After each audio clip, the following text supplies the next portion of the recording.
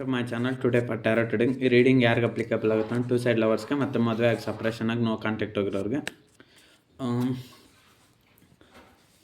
ಇವತ್ತಿನ ಟಾಪಿಕ್ ಏನಂದರೆ, ನಿಮ್ಮ ಮನಸ್ಸಲ್ಲಿರೋಂಥ ವ್ಯಕ್ತಿನ ಮತ್ತೆ ನೀವು ಮಾತಾಡ್ಸೋಕ್ಕೆ ಟ್ರೈ ಮಾಡಿದಾಗ ಅವ್ರ ರಿಯಾಕ್ಷನ್ ಹೇಗಿರುತ್ತೆ ನೋಡುವಂಥ ನನ್ನ ವ್ಯೂವರ್ಸ್. ಅವ್ರ ಮನಸ್ಸಲ್ಲಿರೋಂಥ ವ್ಯಕ್ತಿ ಮತ್ತು ನೀವಿಬ್ಬರು ಸೇರಿದಾಗ, ಅಂದರೆ ಒಬ್ಬರನ್ನೊಬ್ಬರು ಹತ್ರ ಹೋದಾಗ, ಈಗ ನೋ ಕಾಂಟ್ಯಾಕ್ಟ್ ಇದೆಯಲ್ಲ, ಅಂದರೆ ನಿಮ್ಮ ವ್ಯಕ್ತಿ ನೀವು ಲಾಂಗ್ ಡಿಸ್ಟೆನ್ಸಲ್ಲಿದ್ದೀರ. ಸೊ ನಿಮ್ಮ ವ್ಯಕ್ತಿ ಮತ್ತು ನೀವು ಇಬ್ಬರು ಭೇಟಿಯಾದಾಗ, ನಿಮ್ಮ ಮನಸ್ಸಲ್ಲಿರೋಂಥ ವ್ಯಕ್ತಿ ನೀವಿಬ್ಬರು ಭೇಟಿಯಾದಾಗ ನಿಮ್ಮ ವ್ಯಕ್ತಿ ರಿಯಾಕ್ಷನ್ ಹೇಗಿರುತ್ತೆ, ನೀವು ಅವ್ರು ಮಾತಾಡ್ಸಿದಾಗ ಅವ್ರು ಮಾತಾಡಲ್ಲ ಅಂತ ನೋಡುವಂಥ ನನ್ನ ವ್ಯೂವರ್ಸ್ನ, ಅವರು ಪ್ರೀತಿಸೋಂಥ ವ್ಯಕ್ತಿನ ನನ್ನ ವ್ಯೂವರ್ಸ್ ಭೇಟಿಯಾದಾಗ ಅವರು ಪ್ರತಿಕ್ರಿಯೆ ಹೇಗಿರುತ್ತೆ, ಅವರ ಒಂದು ರಿಯಾಕ್ಷನ್ ಹೇಗಿರುತ್ತೆ. ನೋಡುವಂಥ ನನ್ನ ವ್ಯೂವರ್ಸ್ ಅವರು ಮನಸ್ಸಲ್ಲಿ ಪ್ರೀತಿಸೋಂಥ ವ್ಯಕ್ತಿನ ಭೇಟಿಯಾದಾಗ ಅವ್ರ ರಿಯಾಕ್ಷನ್ ಹೇಗಿರುತ್ತೆ. King of swords. ಸೊ ನಿಮ್ಮ ಮನಸ್ಸಲ್ಲಿರೋಂಥ ವ್ಯಕ್ತಿನ ನೀವು ಮೀಟ್ ಆದಾಗ ಮತ್ತು ಭೇಟಿಯಾದಾಗ ಅವರು ತುಂಬ ಇಂಟೆಲಿಜೆಂಟ್ನಿಂದ ಮಾತಾಡ್ತಾರೆ, ತುಂಬ ವಾಕ್ಚಾತುರ್ಯತೆಯಿಂದ, ಅಂದರೆ ಅವರು ಒಂದು ಬುದ್ಧಿವಂತಿಕೆ ನಡವಳಿಕೆಯಿಂದನೇ ಅವ್ರು ನಡ್ಕೊತಾರೆ ಅಂತ ಹೇಳ್ಬೋದು. ಮತ್ತು ನೀವು ಅವ್ರು ಮಾತಾಡ್ಸಿದಾಗ ಏನಾದರೂ ಕಮಿಟ್ಮೆಂಟ್ ವಿಚಾರಗಳು ಏನಾದರೂ ಕೇಳಿದಾಗ ನಿಮ್ಮ ವ್ಯಕ್ತಿ ಏನು ಆಚರಣೆ ಮಾಡ್ತಾರೆ ಅಂದರೆ ಥರ್ಡ್ ಪಾರ್ಟಿ ಸಿಚುವೇಷನ್ನ ಆಯ್ಕೆ ಮಾಡ್ತಾರೆ. ಲವರ್ಸ್ ಆದರೆ ಮ್ಯಾರೇಜ್ ಬಗ್ಗೆ ಯೋಚನೆ ಮಾಡ್ತಾರೆ, ಅಂದರೆ ಅವ್ರ ಮನೇಲಿ ಅವ್ರ ಪೇರೆಂಟ್ಸ್ ಒಪ್ಕೊತಾರೆ ಅಲ್ವಾ ನಿಮ್ಮಿಬ್ಬರು ಮದುವೆಗೆ. ಮತ್ತು ಇನ್ನೇನಾದ್ರು society problems, career problems, professional problems, ಅದ್ರ ಬಗ್ಗೆಲ್ಲ ಯೋಚನೆ ಮಾಡ್ತಾ ಸೊ ನಿಮ್ಮನ್ನು ಮಾತಾಡ್ಸೋಕ್ಕೆ ಟ್ರೈ ಮಾಡ್ತಾರೆ. 3 ಆಫ್ ವಾಂಡ್ಸ್ ಬಂದಿರೋದ್ರಿಂದ ನಿಮ್ಮ ವ್ಯಕ್ತಿ ನೀವು ಯಾವಾಗ ಹೋಗ್ತೀರಾ ಅಂತ ಅವ್ರ ಹತ್ರ ಹೋಗೋವರೆಗೂ ಅವ್ರು ಕಾಯ್ತಾ ಇದ್ದಾರೆ. ನೀವು ಅವ್ರನ್ನ ಭೇಟಿ ಮಾಡಿದಾಗಂತೂ ಅವ್ರು ತುಂಬ ಹ್ಯಾಪಿಯಾಗಿ ಫೀಲ್ ಆಗ್ತಾರೆ. ನಿಮ್ಮ ಮನಸ್ಸಲ್ಲಿರೋಂಥ ವ್ಯಕ್ತಿ 2 ಸೈಡ್ ಲವರ್ಸ್ ಆಗಿದ್ದರೆ ಅವ್ರು ಖಂಡಿತ ತುಂಬ ಹ್ಯಾಪಿಯಾಗಿ ಫೀಲ್ ಆಗ್ತಾರೆ, ಮತ್ತು ಅವರು ಅಷ್ಟೇ ನಿಮಗೋಸ್ಕರ ಕಾಯ್ತಾ ಇದ್ದಾರೆ. ಯಾಕಂದರೆ ಮ್ಯಾರೇಜಾಗಿ ಸಪ್ರೇಷನ್ನಾಗಿ ನೋ ಕಾಂಟ್ಯಾಕ್ಟ್ ಹೋಗಿದ್ರು ನಾನು ಅಷ್ಟೇ, ಏನೋ ಒಂದು ಸಣ್ಣ ಮಿಸ್ಅಂಡರ್ಸ್ಟ್ಯಾಂಡಿಂಗ್, ಮಿಸ್ಕಮ್ಯುನಿಕೇಷನಿಂದ ಅಥವಾ ಥರ್ಡ್ ಪಾರ್ಟಿಗೋಸ್ಕರ ನಿಮ್ಮ ವ್ಯಕ್ತಿ ಏನೋ ಒಂದು ತಪ್ಪು ಮಾಡಿರ್ಬೋದು. ಸೊ ಆದ್ರೂ ಅವರು ಮನಸ್ಸಿನಲ್ಲಿ ನೀವಿದ್ದೀರ, ಸೊ ಅದಕ್ಕಾಗಿ ಅವ್ರು ನಿಮಗೋಸ್ಕರ ಕಾಯ್ತಾ ಇದ್ದಾರೆ. ನೈಟ್ ಆಫ್ ಪೆಂಟಿಕಲ್ಸ್ ಬಂದಿರೋದ್ರಿಂದ ನಿಮ್ಮ ವ್ಯಕ್ತಿ ಯಾವಾಗಲೂ ಅವ್ರ ಮನಸ್ಸಲ್ಲಿ ನೀವು ಇರ್ತೀರ. ಸೊ ನಿಮ್ಮ ಮನಸ್ಸಿನಲ್ಲಿ ಅವ್ರ ಮನಸ್ಸಿನಲ್ಲಿ ನೀವೇ ಇರೋದ್ರಿಂದ ಅವ್ರು ನಿಮ್ಮನ್ನು ಅಷ್ಟು ಬೇಗ ಮರೆಯೋದಿಲ್ಲ, ನಿಮ್ಮನ್ನು ಯಾವಾಗೂ ನೆನಪು ಮಾಡ್ಕೊತಾ ಇರ್ತಾರೆ. ನೀವು ಅವ್ರ ಹತ್ರ ಹೋಗಿದ ತಕ್ಷಣ ಅವರು ತುಂಬ ಸಡನ್ಲಿ ಶಾಕ್ ಆಗ್ತಾರೆ, ಮತ್ತು ನೀವು ಮಾತಾಡ್ಸಿದಾಗ ಅವರು ಕೂಡ ಮಾತಾಡೋಕ್ಕೆ ಟ್ರೈ ಮಾಡ್ತಾರೆ ಅಷ್ಟೇ, ಬಟ್ ಓವರ್ ಇರೋದಿಲ್ಲ. ಕಿಂಗ್ ಆಫ್ ಪೆಂಟಿಕಲ್ಸ್ ಬಂದಿರೋದು ಅದೇ, ಯಾವಾಗಲೂ ಅವರು ನಿಮ್ಮ ಬಗ್ಗೆನೇ ಸದಾಕಾಲ ಯೋಚನೆ ಮಾಡ್ತಾಯಿರ್ತಾರೆ ಪ್ರತಿ ಕ್ಷಣ. ಇನ್ನು ನೀವು ಅವ್ರ ಹತ್ರ ಸಿಕ್ಕಾಗಂತೂ ಅವರು, ಈಗ ಸಪೋಸ್ ಎಕ್ಸಾಂಪಲ್ ನೋಡಿ, ಇಲ್ಲಿ ಕಿಂಗ್ ಬಂದಿರೋದ್ರಿಂದ ಕಿಂಗ್ ಆದಂಥವ್ನು ಏನು ಮಾಡ್ತಾನೆ, ಅವ್ನು ಹೇಳ್ದಾಗೆ ಎಲ್ಲರನ್ನೂ ಕಂಟ್ರೋಲ್ ಮಾಡ್ತಾನೆ. ಹಾಗೆ ನಿಮ್ಮ ಮನಸ್ಸಲ್ಲಿರೋಂಥ ವ್ಯಕ್ತಿ ಕೂಡ ಅಷ್ಟೇ, ಅವ್ರು ಯಾವ ರೀತಿ ನಡ್ಕೊಬೇಕೋ ಅದೇ ರೀತಿನೇ ನಡ್ಕೊತಾರೆ ಹೊರ್ತು ಅವರಲ್ಲಿ ಯಾವುದೇ ಚೇಂಜಸ್ ಕಾಣಿಸೋದಿಲ್ಲ. ನೀವು ಮತ್ತು ನಿಮ್ಮ ಮನಸ್ಸಲ್ಲಿರೋಂಥ ವ್ಯಕ್ತಿ ಮತ್ತೆ ನೀವು ಭೇಟಿಯಾದಾಗ ಅವ್ರು ನಿಮ್ಮ ಮೇಲೆ ಪ್ರೀತಿ ಜಾಸ್ತಿ ಇರುತ್ತೆ, ಎಲ್ಲ ಗೌರವ ಇರುತ್ತೆ, ಎಲ್ಲ ಇರುತ್ತೆ. ಬಟ್ ಆದರೆ ಅವರ ಆ್ಯಟಿಟ್ಯೂಡಲ್ಲಿ, ಕ್ಯಾರೆಕ್ಟರ್ಸಲ್ಲಿ ಏನೂ ಬದಲಾವಣೆ ಆಗೋದಿರಲ್ಲ, ಹಾಗೇ ಇರುತ್ತೆ. ಬಟ್ ಒಂದಿರುತ್ತೆ, ಏನಂದರೆ ಎಮೋಷ್ನಲ್ಲಿ ಇನ್ನು ಸ್ವಲ್ಪ ಜಾಸ್ತಿ ಆಗ್ತಾರೆ. ಯಾಕಂದರೆ ಕಿಂಗ್ ಆಫ್ ಪೆಂಟಿಕಲ್ಸ್ ಬಂದಿರೋದ್ರಿಂದ ನೀವಂದರೆ ಅವ್ರಿಗೆ ಅಷ್ಟಿಷ್ಟ, ಅಷ್ಟು ಪ್ರೀತಿ. ಸೊ ಹಾಗಾಗಿ ನಿಮ್ಮ ಮನಸ್ಸಲ್ಲಿರೋಂಥ ವ್ಯಕ್ತಿ ನೀವು ಭೇಟಿಯಾಗಿದ ತಕ್ಷಣ ಅವ್ರು ಎಲ್ಲೇ ಇದ್ರೂ ನಿಮ್ಮ ಹತ್ರ ಬರ್ತಾರೆ. ಕೆಲವ್ರ ಮಾತಾಡ್ಬೋದು, ಕೆಲವು ಅಂದರೆ ನಿಮ್ಮ ಪರ್ಸನ್ ಯಾರ್ಯಾರು ಇರ್ತಾರೆ ನೋಡಿ ನಿಮ್ಮ ಮೈಂಡಲ್ಲಿ, ಆ ಪರ್ಸನ್ನು ನಿಮ್ಮ ಹತ್ರ ಮಾತಾಡ್ಬೋದು, ಅಥವಾ ಮಾತಾಡ್ದೇ ಇರ್ಬೋದು. ಸ್ವಲ್ಪ ಕಾಲಾವಕಾಶ ತೊಗೊಂಡು ಮಾತಾಡ್ಬೋದು, ಯಾವ ರೀತಿ ಆದರೂ ಆಗಿರ್ಬೋದು, ಕ್ಲೋಸ್ ಆಗ್ಬೋದು. ನೋಡುವಂಥ ನನ್ನ ವ್ಯೂವರ್ಸ್, ಅವ್ರ ಮನಸ್ಸಲ್ಲಿರೋಂಥ ವ್ಯಕ್ತಿ ಇನ್ನೂ ಯಾವ ಥರ ರಿಯಾಕ್ಷನ್ ಮಾಡ್ತಾರೆ, ಇವರಿಬ್ಬರು ಭೇಟಿಯಾದಾಗ, ಯೂನಿಯನ್ ಆದಾಗ ಅವ್ರ ಮನಸ್ಸಲ್ಲಿರೋಂಥ ವ್ಯಕ್ತಿ ಇನ್ನೂ ಯಾವ ರೀತಿ ಬಿಹೇವ್ ಮಾಡ್ತಾರೆ. ಎಂಪೈರರ್. ನಾನು ಹೇಳಿಲ್ವಾ, ನಿಮ್ಮ ಮನಸ್ಸಲ್ಲಿರೋಂಥ ವ್ಯಕ್ತಿ ಎಲ್ಲ ನನಗೆ ಗೊತ್ತಿದೆ. ಅಂದರೆ ನಾನು ಹೇಳ್ದಾಗ, ಈಗ ಕಿಂಗ್ ಏನು ಮಾಡ್ತಾನೆ, ಚಕ್ರವರ್ತಿ. ಇಲ್ಲಿ ಎಂಪೈರರ್ ಬಂದಿರೋದ್ರಿಂದ ಚಕ್ರವರ್ತಿ ಅಂತ ಹೇಳ್ಬೋದು. ಚಕ್ರವರ್ತಿ ಅಂದರೆ ಅದೇ ರಾಜರಿಗೆಲ್ಲ ರಾಜ ಅಂತ ಹೇಳ್ಬೋದು. ಸೊ ಅವನೇನು ಮಾಡ್ತಾನೆ, ಎಲ್ಲ ರಾಜರನ್ನು ಕಂಟ್ರೋಲ್ ತಗೊತಾನೆ, ಮತ್ತು ಎಲ್ಲ ರಾಜ್ಯದ ಸೈನ್ಯವನ್ನು ಕಂಟ್ರೋಲ್ ಹಂಗೆ ನಿಮ್ಮ ಮನಸ್ಸಲ್ಲಿರೋಂಥ ವ್ಯಕ್ತಿ ಕೂಡ ಅಷ್ಟೇ, ಅವ್ರ ಕಂಟ್ರೋಲಲ್ಲಿ ನಿಮ್ಮನ್ನು ತಗೊತಾರೆ ಹೊರತು ನೀವು ಅವ್ರನ್ನ ಕಂಟ್ರೋಲ್ ಮಾಡೋಕ್ಕಾಗೋದಿಲ್ಲ. ನಿಮ್ಮ ಮನಸ್ಸಲ್ಲಿರೋಂಥ ವ್ಯಕ್ತಿ ಯಾವ ರೀತಿ ಬಿಹೇವ್ ಮಾಡ್ತಾರೋ ಆ ಬಿಹೇವಿಯರ್ನ ನೀವು ಅಕ್ಸೆಪ್ಟ್ ಮಾಡಬೇಕಾಗುತ್ತೆ ಹೊರತು ನೀವು ಅವ್ರಿಗೆ ಆಪೋಸಿಟಾಗಿ ಮಾತಾಡೋಕ್ಕಾಗಲ್ಲ. ಅವರು ಹೇಳಿದ್ದಂಥ ವಿಚಾರಗಳಿಗೆ ನೀವು ನೋ ಅನ್ನೋಕ್ಕಾಗಲ್ಲ. ಸೊ ಆಗ ನಿಮ್ಮ ಮನಸ್ಸಲ್ಲಿರೋಂಥ ವ್ಯಕ್ತಿ ಮಾತು ನೀವು ಕೇಳಲೇಬೇಕಾಗುತ್ತೆ. ನಿಮ್ಮ ಮನಸ್ಸಲ್ಲಿರೋಂಥ ವ್ಯಕ್ತಿ ನೀವು ಮಾತನ್ನು ನೀವು ಕೇಳಿದಾಗಲೇ ಈ ರಿಲೇಷನ್ಶಿಪ್ ಇನ್ನು ಮುಂದಕ್ಕೆ ಹೋಗುತ್ತೆ ಹೊರತು ಅವ್ರಿಗೇನಾದ್ರು ಮತ್ತೆ ಅಪೋಸ್ ಮಾಡಿದರೆ ಮತ್ತೆ ಅದೇ ನೋ ಕಾಂಟ್ಯಾಕ್ಟ್ ಸಿಚುವೇಶನ್, ಮತ್ತು ಆರ್ಗ್ಯುಮೆಂಟು, ಡಿಸ್ಕಷನ್ನು, ಸಪ್ರೇಷನ್ನು, ಮಿಸ್ಅಂಡರ್ಸ್ಟ್ಯಾಂಡಿಂಗ್ ಮತ್ತು ಇದೇ ಥರ ಕಂಟಿನ್ಯೂ ಆಗುತ್ತೆ ಅಷ್ಟೆ. ನೋಡುವಂಥ ನನ್ನ ವ್ಯೂವರ್ಸ್ ಅವ್ರ ಮನಸ್ಸಲ್ಲಿರೋಂಥ ವ್ಯಕ್ತಿ ಇನ್ನೂ ಯಾವ ಥರ ಫೀಲಿಂಗ್ಸ್ ಇದ್ದಾರೆ.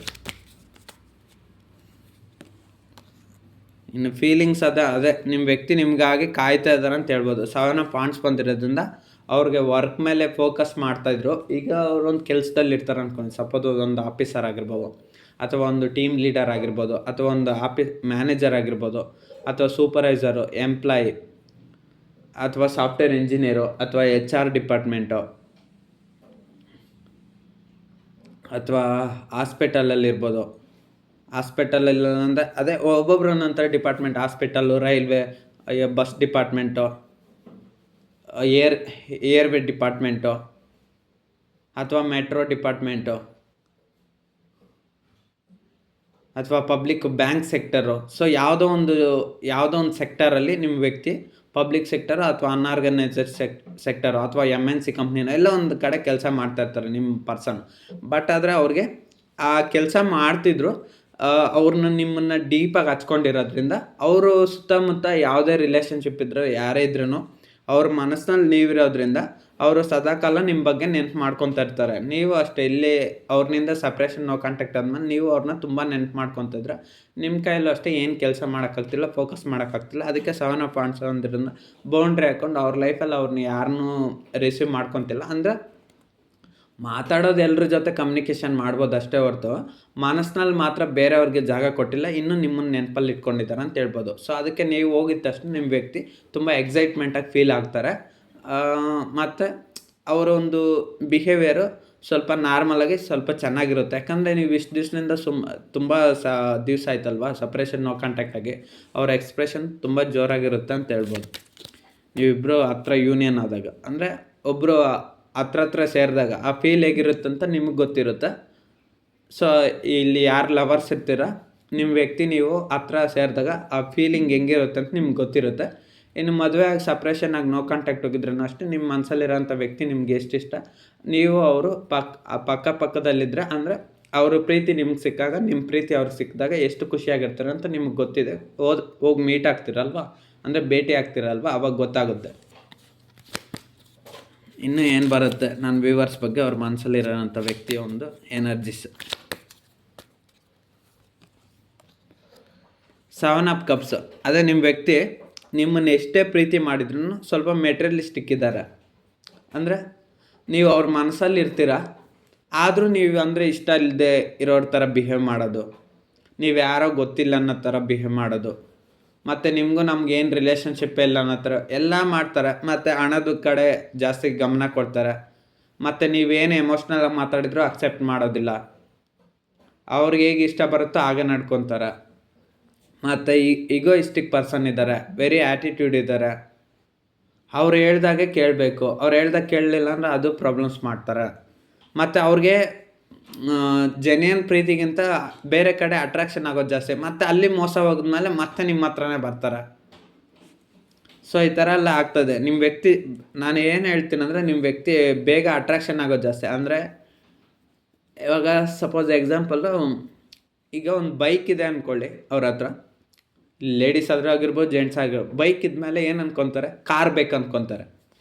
ಬಟ್ ಕಾರ್ಗೆ ಏನು ಮಾಡಬೇಕು, ಇವಾಗ ಒಂದು 20 ಲಕ್ಷ 30 ಲಕ್ಷ ಇದ್ದರೆ ಡೈರೆಕ್ಟ್ ಕ್ಯಾಶ್ ಕೊಟ್ಟರೆ ಕಾರ್ ಬಂದುಬಿಡುತ್ತೆ. ಇಲ್ಲಾಂದರೆ ಏನು ಮಾಡಬೇಕು, EMI ತೊಗೊಬೇಕು. EMI ತೊಗೊಂಡ್ರೆ ಏನಾಗುತ್ತೆ, ಪ್ರಾಬ್ಲಮ್ಸ್ ಬರುತ್ತೆ. ಹಾಗೆ ನಿಮ್ಮ ವ್ಯಕ್ತಿ ಮೆಟೀರಿಯಲಿಸ್ಟಿಕ್ ಮ್ಯಾನ್ ಅಥವಾ ಮೆನ್ ಇರೋದ್ರಿಂದ ಅದೇ ಈ ರೀತಿ ಅಟ್ರಾಕ್ಷನ್ ಆಗೋದು ಜಾಸ್ತಿ. ಈಗ ಎಕ್ಸಾಂಪಲ್ ಕಾರ್ ಕೊಟ್ಟನಲ್ಲ, ಕಾರನ್ನ ತೊಗೊಂಡ್ಬಿಡ್ತಾರೆ, EMI ತೊಗೊತಾರೆ, ಮತ್ತು ಸಾಲ ತೀರ್ಸೋಕ್ಕಾಗದೆ ಒದ್ದಾಡ್ತಾರೆ. ಹಂಗೆ ನಿಮ್ಮ ಮನಸ್ಸಲ್ಲಿರೋಂಥ ವ್ಯಕ್ತಿ ಕೂಡ ಅಷ್ಟೇ, ಎಲ್ಲದ ಕಡೆ ಅಟ್ರಾಕ್ಷನ್ ಆಗ್ತಾರೆ, ಮತ್ತು ಪ್ರಾಬ್ಲಮ್ಸಲ್ಲಿ ಸಿಕ್ಕಾಕೊತಾರೆ. ಮತ್ತು ನೀವೇ ಒರಿಜಿನಲ್ ಅಂತ, ಜೆನ್ಯನ್ ಪ್ರೀತಿ ಅಂತ ಗೊತ್ತಾದ್ಮೇಲೆ ನಿಮ್ಮ ಹತ್ರನೂ ಬರ್ತಾರೆ. ಹಂಗೆ ಕಾರು ತೊಗೊಂಡ್ಮೇಲೆ EMI ಎಲ್ಲ ಕಟ್ಟೋಕ್ಕಾಗದೆ ಕಷ್ಟಪಡ್ತಾ ಇರೋವಾಗ, ಇಲ್ಲ ಸ್ಕೂಟಿನೇ ಬೆಟರ್ ಆಗಿತ್ತು, ಸ್ಕೂಟಿ ಅಥವಾ ಬೈಕೇ ಬೆಟರ್ ಆಗಿತ್ತು ಅಂತ ಬೈಕ್ ಕಡೆನೇ ಬರ್ತಾರೆ. ಹಂಗೆ ನಿಮ್ಮ ಮನಸ್ಸಲ್ಲಿರೋಂಥ ವ್ಯಕ್ತಿನೂ ಅಷ್ಟೇ ನೀವು ಅವ್ರ ಲೈಫಲ್ಲಿ ಇದ್ದರೆ ನಿಮ್ಮಷ್ಟು ಜೆನ್ಯೂನಾಗಿ ಪ್ರೀತಿ ಮಾಡೋರು ಇನ್ನೊಬ್ಬರಿಲ್ಲ, ನಿಮ್ಮಷ್ಟು ಇಷ್ಟಪಡೋರು ಇನ್ನೊಬ್ಬರಿಲ್ಲ. ನೀವೇ ಅವ್ರಿಗೆ ಸರಿಯಾದ ಲೈಫ್ ಪಾರ್ಟ್ನರು. ನಿಮ್ಮನ್ನು ಬಿಟ್ಟರೆ ನನಗೆ ಈ ಪ್ರಪಂಚನೇ ಇಲ್ಲ ಅನ್ನೋ ಥರ ಮತ್ತೆ ಫೀಲ್ ಆಗ್ತಾರೆ. ಅದು ಯಾವಾಗ ಫೀಲ್ ಆಗ್ತಾರೆ? ಆ ಕಡೆ ಎಲ್ಲ ಪ್ರಾಬ್ಲಮ್ಸ್ ಬಂದಮೇಲೆ, ನೋವು ಪಟ್ಟ ಮೇಲೆ, ಅದು ಫ್ಯಾಮ್ಲಿ ಆಗಿರ್ಬೋದು, ಸೊಸೈಟಿ ಆಗಿರ್ಬೋದು, ಪರ್ಸ್ನಲ್ಲು, ಪ್ರೊಫೆಷನ್, ಸೊ ಯಾವುದೋ ಒಂದರಿಂದ ತೊಂದರೆ ಆದಮೇಲೆ, ರಿಯಲೈಸ್ ಆದಮೇಲೆ ಹೊರತು ನಿಮಗೆ ವ್ಯಕ್ತಿಗೆ ನೀವು ನೆನಪಾಗ್ತೀರ ಹೊರತು ಅದಕ್ಕೆ ಮುಂಚೆ ಅರ್ಥ ಆಗೋದಿಲ್ಲ. ಏನು ಮಾಡೋದು? ನೋಡುವಂಥ ನನ್ನ ವ್ಯೂವರ್ಸ್ ಅವ್ರ ಮನಸ್ಸಲ್ಲಿರೋಂಥ ವ್ಯಕ್ತಿ ಇನ್ನೂ ಯಾವ ಥರ ಫೀಲಿಂಗ್ಸ್ ಇಟ್ಕೊಂಡಿದ್ದಾರೆ ಮತ್ತು ಇವರಿಬ್ಬರು ಯೂನಿಯನ್ ಆದಾಗ ಇನ್ನೂ ಏನು ಎಕ್ಸ್ಪ್ರೆಷನ್ ಮಾಡ್ತಾರೆ. ನನ್ನ ವ್ಯೂವರ್ಸ್ ಕಡೆ ಅವ್ರ ಮನಸ್ಸಲ್ಲಿರೋಂಥ ವ್ಯಕ್ತಿ ಇನ್ನೂ ಏನು ಎಕ್ಸ್ಪ್ರೆಷನ್ ಆಗುತ್ತೆ ಮತ್ತು ಮಾತಾಡಲ್ಲ. ಫೋರ್ ಆಫ್ ಪೆಂಟಿಕಲ್ಸ್, ಅದೇ ನಿಮ್ಮ ವ್ಯಕ್ತಿಗೆ ಅದೊಂದು ಭಯ ಒಂದು ಜಾಸ್ತಿ ಇದೆ. ನಿಮ್ಮನ್ನು ಎಲ್ಲಿ ಕಳ್ಕೊಂಬಿಡ್ತೀರ ಅಂದರೆ, ಇವಾಗ ಲೈಫ್ ಲಾಂಗು ಇಬ್ಬರು ಪ್ರೇಮಿಗಳಿದ್ರೆ ಅವರು ನಿಮ್ಮ ಜೊತೆ ಮದುವೆ ಆಗದಿರ ಬೇರೆಯವ್ರನ್ನ ಮದುವೆ ಎಲ್ಲ ಆಗಿಬಿಡ್ತೀರಂತ ನೀವು ಇವಾಗ ನನ್ನ ವ್ಯೂವರ್ಸ್ ಯಾರಿದ್ದಾರೆ ನೋಡಿ,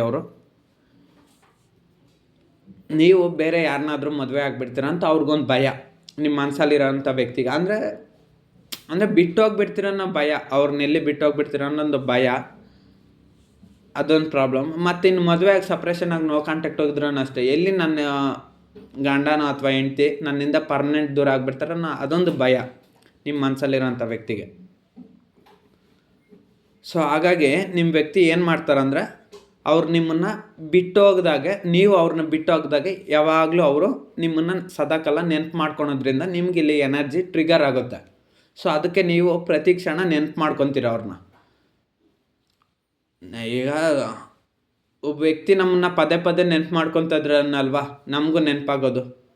ಅವ್ರು ಯಾರು ನಮ್ಮನ್ನು ನೆನಪು ಮಾಡ್ಕೊಂಡಿಲ್ಲ ಸುಮ್ಮನೆ ಏನೋ 5 ನಿಮಿಷ ಸೊ ಹಿಂಗೆ ನಮ್ಮ ಮನಸ್ಸಲ್ಲಿ ಒಬ್ಬ ವ್ಯಕ್ತಿ ಇದ್ದಾರೆ ನೆನಪು ಹೊಟ್ಟಾಗುತ್ತೆ.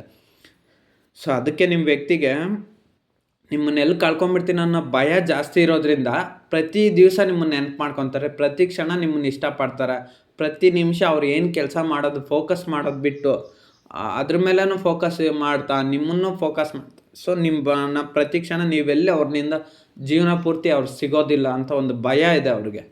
ಸೊ ಆ ಭಯದಿಂದನೂ ನಿಮ್ಮ ಒಂದು ಎನರ್ಜಿ ಟ್ರಿಗರ್ ಆಗೋದ್ರಿಂದ ನಿಮಗೆ ಪದೇ ಪದೇ ನೆನಪು ಬಂದು ನೀವು ಕೂಡ ತುಂಬ ಸಫರ್ ಆಗ್ತಾಯಿದ್ದೀರ. ಸೊ ಮತ್ತು ಅವರು ಅದೇ ನೀವು ಇಬ್ಬರು ಮತ್ತೆ ಭೇಟಿಯಾದಾಗ ಅದೊಂದು ಪ್ರಾಬ್ಲಮ್ ಅವ್ರಿಗೆ. ಎಲ್ಲಿ ನಾನು ನಿಮ್ಗೆ ಅಂದರೆ ನಿಮ್ಮ ವ್ಯಕ್ತಿ ನಿಮ್ಗೆ ಎಲ್ಲಿ ಅರ್ಟ್ ಮಾಡಿದ್ರೆ ಮತ್ತೆ ನೀವು ಇನ್ನೂ ಎಲ್ಲಿ ದೂರ ಆಗ್ಬಿಡ್ತೀರ ಅನ್ನೋ ಒಂದು ಭಯನೂ ಇದೆ ಅವ್ರಿಗೆ ಮಾತಾಡ್ದಿರೋಕ್ಕೆ. ಅವ್ರು ನಿಮ್ಮ ಹತ್ರ ಯಾಕೆ ಹೆಚ್ಚು ಮಾತಾಡ್ತಿಲ್ಲ ಅಂದರೆ ನೀವು ಎಲ್ಲಿ ಅವ್ರನಿಂದ ಪರ್ಮನೆಂಟಾಗಿ ದೂರ ಆಗ್ಬಿಡ್ತೀರ ಅನ್ನೋ ಒಂದು ಭಯ ಕೂಡ ಇದೆ ನಿಮ್ಮ ಮನಸ್ಸಲ್ಲಿರೋಂಥ ವ್ಯಕ್ತಿಗೆ. ನೀವು ಯಾರನ್ನೇ ಪ್ರೀತಿ ಮಾಡ್ತಾ ಇರ್ಬೋದು, ಕೇಳಿಸ್ಕೊಳ್ಳಿ ಇಲ್ಲಿ.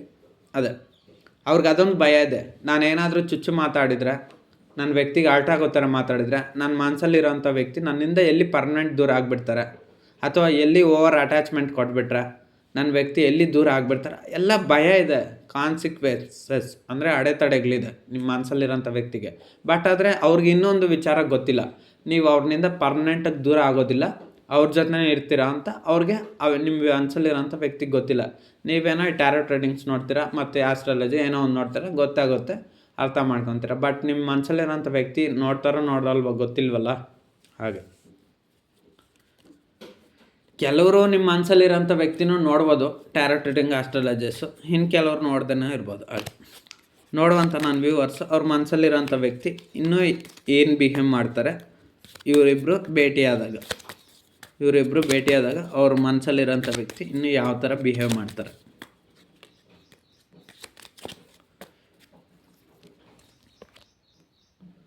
ಅದೇ 9 ಆಫ್ ವಾಂಡ್ಸು, ನಿಮ್ಮ ವ್ಯಕ್ತಿ ಅದೇ ತುಂಬ ಆಲೋಚನೆ ಮಾಡ್ತಾರೆ, ನಿಮ್ಮ ಜೊತೆ ಮಾತಾಡೋದ ಬೇಡ, ಕಮ್ಯುನಿಕೇಷನ್ ಮಾಡೋದ ಬೇಡ, ಈ ರಿಲೇಷನ್ಶಿಪ್ ಹೆಂಗೆ ತೊಗೊಂಡೋಗೋದು, ಯಾರಿಗೂ ಗೊತ್ತಿಲ್ಲದ್ರೆ ಈ ರಿಲೇಷನ್ಶಿಪ್ ಹೆಂಗೆ ತೊಗೊಳೋದು, ಮುಂದೆ ಮದುವೆ ಹೇಗೆ ಮಾಡ್ಕೊಳೋದು, ಅಂದರೆ ಫ್ಯೂಚರ್ ಪ್ಲ್ಯಾನ್ಸ್ ಇರುತ್ತಲ್ಲ ನಿಮ್ಮ ವ್ಯಕ್ತಿಗೆ. ಸೊ ಅದ್ರ ಬಗ್ಗೆ ತುಂಬ ಡೀಪಾಗಿ ಡಿಸ್ಕಷನ್ ಮಾಡ್ತಾರೆ. ಅಂದರೆ ನೀವು ಇದೆಲ್ಲ ಯಾವಾಗ ನಡೆಯುತ್ತೆ ಅಂದರೆ ನೀವಿಬ್ಬರು ಯೂನಿಯನ್ ಆಗ್ತೀರ ನೋಡಿ, ನೀವು ನಿಮ್ಮ ವ್ಯಕ್ತಿನ ಬಿಟ್ಟು ಹೋಗ್ಬಾರ್ದಂತ ನೀವಿನ್ನು ಪರ್ಮನೆಂಟ್ ಅವ್ರ ಜೊತೆನೇ ಇರ್ತೀರ ನೋಡಿ. ಇವಾಗ ನೀವು ಎಲ್ಲ ಕೆಲಸಕ್ಕೆ ಹೋಗಿದ ಮೇಲೆ ಮೀಟ್ ಆಗಿರ್ಬೋದು ಅಥವಾ ಆಫೀಸಲ್ಲಿ ಭೇಟಿ ಆಗಿರ್ಬೋದು, ಅಥವಾ ಇನ್ನು ಕೆಲವರು ಅದೇ ಹೇಳಿದ್ನಲ್ಲ ಎಷ್ಟೊತ್ತು ಪಬ್ಲಿಕ್ ಸೆಕ್ಟರ್ಸು ಮತ್ತು government sectors, bank, railway department, KSRTC ಅಥವಾ ವರ್ಕ್ ಪ್ಲೇಸಲ್ಲೋ ಅಥವಾ ಸೋಷಿಯಲ್ ಮೀಡಿಯಾ ಅಕೌಂಟ್ಸ್ ಕಾಂಟ್ಯಾಕ್ಟ್ಸಲ್ಲೋ, ಸೊ ಯಾವುದೋ ಒಂದರಲ್ಲಿ ಭೇಟಿ ಆಗಿರ್ತೀರ. ಮತ್ತು ಇವಾಗ ನೀವಿಬ್ಬರು ಸಿಕ್ಕಾಗ ನಿಮ್ಮ ವ್ಯಕ್ತಿ ಯಾವ ರೀತಿ ರಿಲೇಷನ್ಶಿಪ್ನ ಮುಂದೆ ತಗೊಂಡು ಹೋಗ್ಬೇಕು, ಮತ್ತು ಮದುವೆ ಆಗಿ ಸಪ್ರೇಷನಾಗಿ ನೋ ಕಾಂಟ್ಯಾಕ್ಟ್ ಹೋಗಿದ್ರೆ ಮತ್ತು ಇನ್ನು ಪ್ರಾಬ್ಲಮ್ಸ್ ಬರ್ದಿರೋ ಇರೋ ಥರ ಯಾವ ರೀತಿ ಹ್ಯಾಂಡಲ್ ಮಾಡಬೇಕಂತ ತುಂಬ ಓವರ್ ಥಿಂಕಿಂಗ್ ಮಾಡ್ತಾರೆ, ಮತ್ತು ನಿಮ್ಮ ಬಗ್ಗೆ ತುಂಬ ಯೋಚನೆ ಮಾಡ್ತಾರೆ. ಸೊ ಮತ್ತೆ ಮಾತಾಡಲಾ ಬೇಡವಾ, ಮಾತಾಡಿದ್ರೆ ಮತ್ತೆ ಯಾವುದೇ ರೀತಿ ರಿಯಾಕ್ಷನ್ ಆಗುತ್ತೆ, ಮತ್ತು ಏನಾಗುತ್ತೆ, ಮಾತಾಡೋದಾ ಬೇಡವಾ ನನ್ನ ವ್ಯಕ್ತಿ ಜೊತೆ ಅಂತ ಎಲ್ಲ ಥರದ ಯೋಚನೆ ಮಾಡಿ ಆಮೇಲೆ ನಿರ್ಧಾರ ತಗೊಳ್ತಾರೆ. ಬಟ್ ಆದರೆ ಇಷ್ಟು ದಿವಸದಿಂದ ತುಂಬ ನೋ ಕಾಂಟ್ಯಾಕ್ಟ್ ಇರೋದ್ರಿಂದ, ಒಂದು 9 ಮಂತ್ಸ್ನಿಂದ ಅಥವಾ 9 ಇಯರ್ಸ್ನಿಂದ ನೋ ಕಾಂಟ್ಯಾಕ್ಟ್ ಇರೋದ್ರಿಂದ, ಇನ್ನು ಕೆಲವರು ಡೇಟ್ ಆಫ್ ಬರ್ತ್ 9 ಇರೋದ್ರಿಂದ ನಿಮ್ಮ ವ್ಯಕ್ತಿ ಅದೇ 9 ನಂಬರ್ ಏನಾದರೂ ರಿಲೇಟೆಡ್ ಇರುತ್ತೆ ನಿಮಗೂ ಮತ್ತು ನಿಮ್ಮ ವ್ಯಕ್ತಿಗೂ. ಸೊ ಇಷ್ಟು ದಿವಸಗಳಿಂದ ಇರೋದ್ರಿಂದ ತುಂಬ ನಿಮ್ಮ ಪರ್ಸನ್ಗೂ ಮತ್ತು ನಿಮಗೂ ತುಂಬ ಕಾಂಟ್ಯಾಕ್ಟು ತುಂಬ ನೋ ಗ್ಯಾಪ್ ಇರೋದ್ರಿಂದ, ತುಂಬ ಕಾಂಟ್ಯಾಕ್ಟು ಮತ್ತು ಗ್ಯಾಪ್ ಇರೋದ್ರಿಂದ ನಿಮ್ಮ ವ್ಯಕ್ತಿ ನಿಮ್ಮ ಜೊತೆ ಮಾತಾಡ್ತಾರೆ. ಸೊ ಅದಕ್ಕೋಸ್ಕರ ಯೋಚನೆ ಮಾಡ್ತಾರೆ. ಓಕೆನಾ? ನಿಮ್ಮ ಮನಸ್ಸಲ್ಲಿರೋಂಥ ವ್ಯಕ್ತಿ ಇನ್ನೂ ಏನು ಎಕ್ಸ್ಪ್ರೆಷನ್ ಮಾಡ್ತಾರೆ ನೀವಿಬ್ಬರು ಮೀಟ್ ಆದಾಗ, ಅಂದರೆ ಭೇಟಿ ಆದಾಗ, ಅಂದರೆ ಒಬ್ರೊಬ್ರು ಯೂನಿಯನ್ ಆಗ್ತಿರಲ್ಲ, ಒಬ್ರಿಗೊಬ್ರು ಎದುರು ಸಿಕ್ಕಾಗ ಯಾವ ರೀತಿ ಇರುತ್ತೆ ಅಂತ. ಸೊ ನಿಮ್ಮ ಮನಸ್ಸಲ್ಲಿರೋಂಥ ವ್ಯಕ್ತಿ ಇನ್ನೂ ಯಾವ ರೀತಿ ಬಿಹೇವ್ ಮಾಡ್ತಾರೆ ನೋಡುವಂಥ ನನ್ನ ವ್ಯೂವರ್ಸ್, ಅವ್ರ ಮನಸ್ಸಲ್ಲಿರೋಂಥ ವ್ಯಕ್ತಿ ಎಕ್ಸ್ಪ್ರೆಷನ್ಸ್ ಇನ್ನೂ ಯಾವ ರೀತಿ ಇರುತ್ತೆ ನನ್ನ ವ್ಯೂವರ್ಸ್ನ ಕಂಡಾಗ. The Moon. ಸೊ ನಿಮ್ಮ ವ್ಯಕ್ತಿಗೆ ನೀವು ಸಿಕ್ಕಾಗಂತೂ ತುಂಬ ಎಮೋಷ್ನಲ್ ಫೀಲ್ ಆಗಿಬಿಡ್ತಾರೆ, ತುಂಬ ಇಷ್ಟಪಟ್ಬಿಡ್ತಾರೆ ನಿಮ್ಮನ್ನು, ಎಲ್ಲಿಲ್ಲದ ಪ್ರೀತಿ ಆ ದಿನವೇ ತೋರಿಸ್ಬಿಡ್ತಾರೆ ಅವರು. ನಿಮ್ಮ ವ್ಯಕ್ತಿ ಇದನ್ನು ನೋಡ್ಕೊಳ್ಳಿ, ಈ ರೀಡಿಂಗ್ ಯಾರ್ಯಾರು ನೋಡ್ತಿದ್ರೆ ಅವರೆಲ್ಲ ಕಂಪಲ್ಸರಿಯಾಗಿ ಬರೆದಿಟ್ಕೊಳ್ಬೇಕಾದ್ರೆ ನಿಮ್ಮ ವ್ಯಕ್ತಿನ ನೀವು ಭೇಟಿಯಾಗಿ ಎಲ್ಲಿಲ್ಲದಂಥ ಮೊದಲಿಗಿಂತ ಹೆಚ್ಚಿನ ಪ್ರೀತಿನ ಆ ದಿನ ಮಾತ್ರ ಅವ್ರು ತೋರಿಸಿಲ್ಲ ಅಂದರೆ ಅವ್ರ ಎಕ್ಸ್ಪ್ರೆಷನಲ್ಲಿ ಕಾಣಿಸುತ್ತೆ, ಅಷ್ಟು ಪ್ರೀತಿನ ನಿಮ್ಗೆ ತೋರಿಸ್ತಾರೆ. ಬಟ್ ಆದರೆ ಹೇಳ್ಕೊಂಡಿರೋ ಇರ್ಬೋದು, ಬಟ್ ನಿಧಾನವಾಗಿ ಅಬ್ಸರ್ವ್ ಮಾಡಿ ನೋಡಿ, ಅಷ್ಟು ಪ್ರೀತಿಸ್ತಾರೆ, ಅಷ್ಟು ಎಮೋಷ್ನಲ್ ಆಗಿಬಿಡ್ತಾರೆ ನಿಮ್ಮ ವ್ಯಕ್ತಿ. ನಿಮ್ಮನ್ನು ನೆನೆಸ್ಕೊಂಡು ತುಂಬ ಅಳ್ತಾರೆ ಅನ್ನಿಸುತ್ತೆ, ಯಾಕೋ ಡೈಲಿ ನೆನಪಾಗಿ ಮಾಡ್ಕೊತಾರೆ ನಿಮ್ಮ ಮನಸ್ಸಲ್ಲಿರೋಂಥ ವ್ಯಕ್ತಿ. ಸೊ ಅದಕ್ಕೋಸ್ಕರ ನಿಮಗೆ ಪ್ರತಿ ಕ್ಷಣ ಟ್ರಿಗರ್ ಆಗ್ತಾನೆ ಇದೆ. ಅವರು ಎಷ್ಟು ಅಳ್ತಾ ಇದ್ದಾರೋ ನಿಮಗೂ ಅದು ನಿಮ್ಮ ಒಂದು ಕೆಲವ್ರಿಗಿಲ್ಲಿ ಸೋಲ್ಮೇಟ್ ಇರ್ತಾರೆ, ಕೆಲವರು ಟ್ವಿನ್ ಫ್ಲೇಮ್ ಇರ್ತಾರೆ, ಇನ್ನು ಕೆಲವರು ಅದೇನೇನೋ ಇರ್ತಾರೆ, ಕನೆಕ್ಷನ್ ಇರ್ತಾರೆ, ಇನ್ನು ಕೆಲವರು ಕಾರ್ಮಿಕ್ ಕನೆಕ್ಷನ್ ಇರ್ತಾರೆ, ಏನೇನೋ ಇರ್ತಾರೆ. ಬಟ್ ಆ ಬಂಧಗಳೆಲ್ಲ ನನಗೆ ಗೊತ್ತಾಗಲ್ಲ. ಸೊ ಅದೆಲ್ಲ ಇರೋದ್ರಿಂದ ನಿಮ್ಮ ಮನಸ್ಸಲ್ಲಿರೋಂಥ ವ್ಯಕ್ತಿ ನಿಮ್ಮನ್ನು ಕಂಡ್ರೆ ತುಂಬ ಎಮೋಷ್ನಲ್ ಆಗ್ತಾರೆ, ತುಂಬ ಫೀಲ್ ಆಗ್ತಾರೆ, ತುಂಬ ಅಳ್ತಾರೆ ಕೂಡ. ಸೊ ಅದರಿಂದ ನೀವು ಅಷ್ಟೇ ಅವ್ರಿಗೋಸ್ಕರ ತುಂಬ ಅಳ್ತೀರ.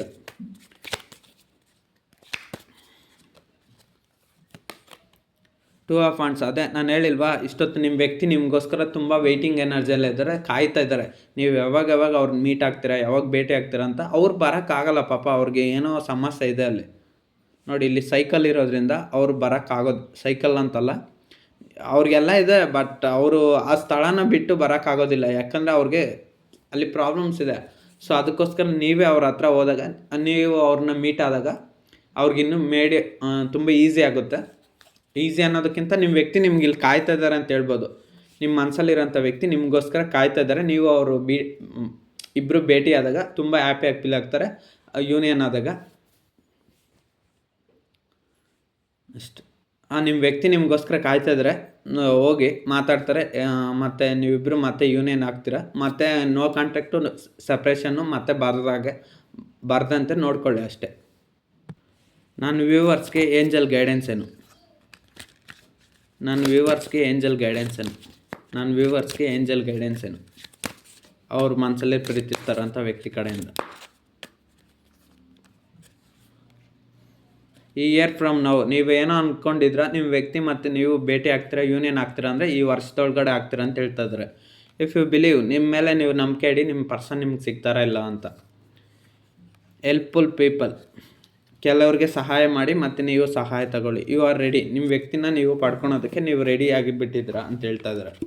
ನಿಮ್ಮ ವ್ಯಕ್ತಿ ನಿಮ್ಗೆ ಬೇಕೇ ಬೇಕು, ಅವ್ರನ್ನ ಪಡ್ಕೊಳೋದಕ್ಕೆ ಏನಾದರೂ ಒಂದು ವರ್ಕ್ ಮಾಡೋಕ್ಕೆ ನೀವು ಫುಲ್ ಪ್ರಿಪೇರ್ ಆಗಿಬಿಟ್ಟಿದ್ದೀರಾ ಅಂತ ಏಂಜಲ್ಸ್ ಹೇಳ್ತಾ ಇದ್ದಾರೆ.